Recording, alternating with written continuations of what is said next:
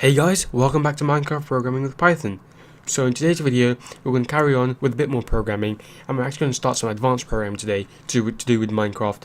So today we're going to start stacking blocks together. But before we actually do any programming, we have to learn one thing: set block. This function creates and places a block in Minecraft.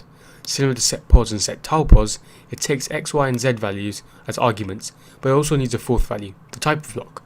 Each type of block is represented by a specific integer. For example, water is 8 and grass is 2. If you're a bit confused about what I mean by a specific integer, basically there is a list that I have which coordinate or corresponds to a certain block in Minecraft, and I will leave a link in the description below so you guys can have that opened up while you're doing your programming. So let's go and do our programming. Start off. So I've got a blank text editor opened up. We're going to be starting fresh. But obviously, before we need to start programming, we need to add in 2 lines of code which connect Minecraft to Python. And obviously those lines of code are... Exactly, so these are the 2 lines of code that you always need before you start programming with Minecraft using Python. So firstly, what we're going to add in, the new thing that we're going to add in is set block. Block with a capital letter. So what this actually does is place a block anywhere you want, as long as you put in the right coordinates that you want the block to go to. So for, let's just make a random number up, maybe 8, sorry, not comma, 8 and then comma, and then 4, and then let's try a massive number like 76. There we go. And we need one more, which is, I told you in the PowerPoint, which was block type. So for the block type, we're going to use 103, which is actually a melon block in Minecraft. So that is corresponding to the datasheet, because that has a number corresponding to the type of block in Minecraft. However, if you would also like to make this a little bit more neat and spread out, basically this is just a concise version, but this version is very similar to this. So as you can see, this is a more clear version, but this time you can see I've added variables to the values 8, 4, 6, 76 and 103. So these variables allow me to change it every now and then, and it allows me to do one other thing which I'll move on to after we've done this. So now we can go and get rid of this. We don't really need this anymore. No, we don't need to save this. This is the one that we need to save, and if we go and run it, or once we open up Minecraft, this should randomly teleport a block to that position. So let's go and open up Minecraft, and what I'll do is skip ahead in the video till we're back and I've got Minecraft opened up in my Minecraft multiplayer world. So as you can see, I've got Minecraft opened up, and if you're wondering how I got to these coordinates, because I wasn't actually at these coordinates, you may not be at the coordinates that you inputted in your program. So you can use a teleport command, or command in the program that we learnt, which is what I did. Or you can just press F3, and you can see, and if you see on the left hand side the second block of text, and at the top of that second block of text it's got X, Y and Z values, and it's got some values next to it. You can just go and walk around, and you can see as it changes, so you can make sure that you are at the coordinates that you're meant to be at by just walking around or flying around even, which is quicker to get to those coordinates. So now if you're going to run the program, a melon block should appear somewhere around here, somewhere like in this proximity. I don't know exactly where. Well, I do by the coordinates, but not in Minecraft, obviously. So let's go and run it and see what happens. So let's go and run this. Let's go and run the program. Yes, we need to save it, obviously. There we go. It's run, and we've got Minecraft up. There we go. So I need to get rid of that.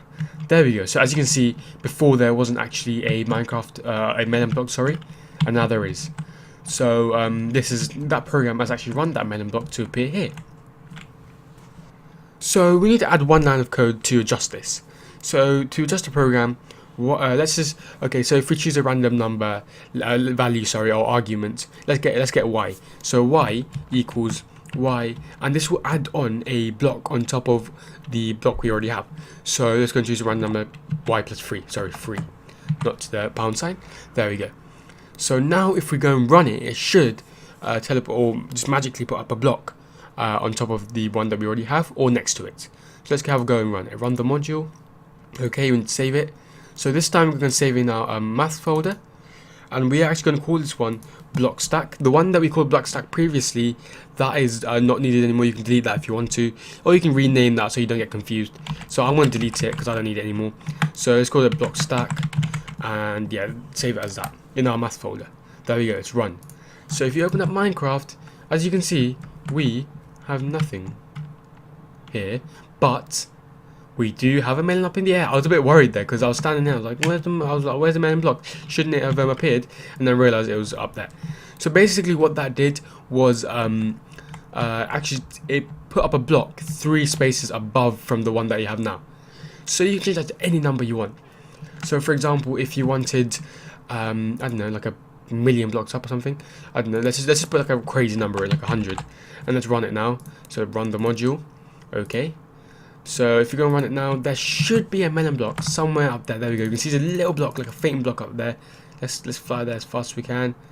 So as you can see, that block has not teleported, but it's placed another block from the ground to up here.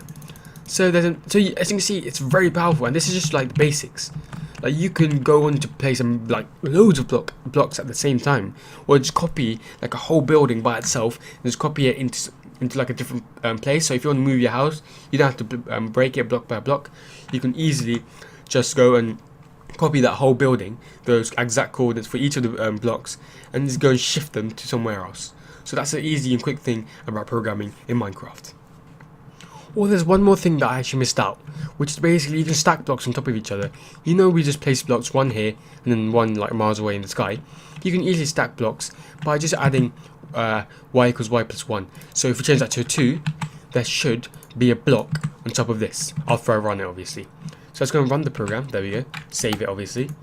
Now, as you can see, there's one block increased up there. So that is the power of programming, and you can see how much it changes Minecraft and how much it like exemplifies how easy it is to program, and to program in Minecraft to like travel around a lot easier, to build a lot easier. And this is just the basics. So you've got a lot more to learn. So I hope you enjoyed this video. This was at the start of a bit of advanced programming, but this is just the beginning. There will be a lot more in preceding videos. Thank you for watching.